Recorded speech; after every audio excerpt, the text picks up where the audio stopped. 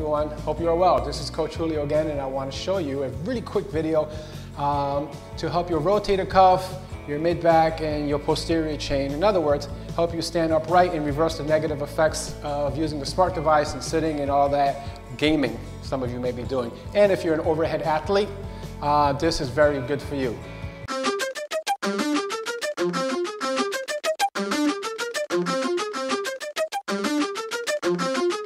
So some people call this a goalpost. So basically, it's going to be holding a resistance tube or TheraBand, and I pull back. Notice the angle of my elbow is a right angle.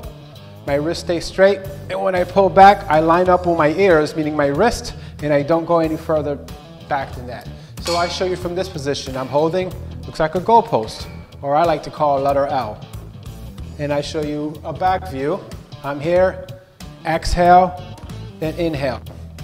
When I do this with my clients, I either have them doing kneeling or standing. Regardless, the attachment, the anchor should be chest height. You can always change the angle for a little bit more challenge, but for now, I just keep it chest height. Do about 10 to 15 reps. Don't work through pain, and you will be feeling great in no time. So what do you think? Please post your comments, and don't forget to subscribe.